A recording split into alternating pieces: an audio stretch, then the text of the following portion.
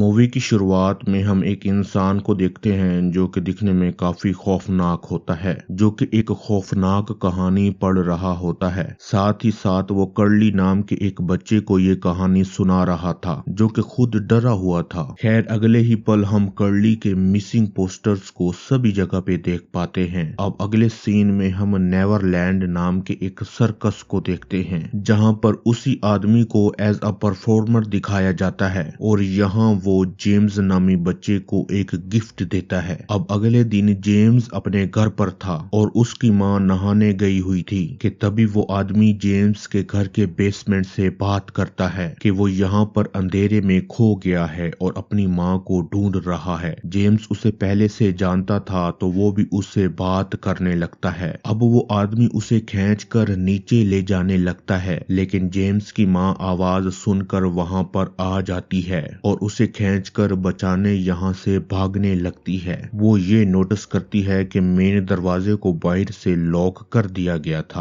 और अब तक वो आदमी यहाँ पे आके उन पे हमला करके उसके पैर को काट देता है। जेम्स की मॉम भी उसे बहुत मारती है, उसका फेस पूरी तरह से फाड़ देती है, लेकिन उसे इससे कोई फर्क नहीं पड़ रहा था और अब वो उन्हें स्टैप करके हैमर से पीटकर उसका सर धड़ से उखाड़ देता है, जो कि बहुत ही डरावना मंजर था। इसके बाद वो आदमी जेम्स की ओर बढ़ता है और उसे अपने साथ ले जाता है, जिसके साथ ये सीन यहीं पे शिफ्ट होता है। अब कहानी यहाँ से 15 साल आगे जाती है, जहाँ पर हम एक परिवार को देखते हैं जिसके अंदर जैस्मीन, उसकी बेटी कैंडी, बड़ा बेटा जॉन और छोटा बेटा माइकल, जिसे कुछ मेडिकल इश्यूज भी होते हैं, लेकिन वो काफी सीधा सा और शांत सा बच्चा है। अब जॉन अपनी पढ़ाई पर ध्यान देता है, वहीं पर कैंडी भी अपनी पढ़ाई को मुकम्मल कर चुकी है, जो कि अब वो जॉब करती है, लेकिन लंदन शिफ्ट होने का वो प्लान कर रही होती है और उसका ये फैसला उसके बॉयफ्रेंड की वजह से ऊपर नीचे होता रहता है। खैर अब वो अपने भाई माइकल को कार से स्कूल ड्रॉप करने निकल जाती है। अब ये दोनों रास्ते में थोड़ी बहुत बात करते हैं, जहाँ पर वो अपनी बहन कैंडी से पूछता है कि क्या वो सच में लंदन जा रही है, जिस पर वो कहती है कि हाँ, जिससे कि वो थोड़ा सा दुखी हो जाता है, लेकिन वो उसे चेयर अप करती है। अब वो अपने स्कूल पहुंच जाता है। अब स्कूल के अंदर एक शरारती लड़का माइकल को परेशान करने लगता है। मीनवाइल हम कैंडी को देखते हैं, जो कि अपने काम की जगह पर थी और वो बहुत ही ज्यादा अपसेट होती है, क्योंकि एक दिन से ऊपर हो गया था, लेकिन उसका बॉयफ्रेंड उससे कोई भी बात नहीं कर रहा था, जिसके चलते उसकी फ्रेंड जोई उसे थोड़ा सा दिलासा देती है। अब इसी बीच हम उसी आदमी को देख पाते हैं जो कि अपने घर के अंदर था और उसके पास एक लेडी भी थी, जिसका बाजू काफी खौफनाक था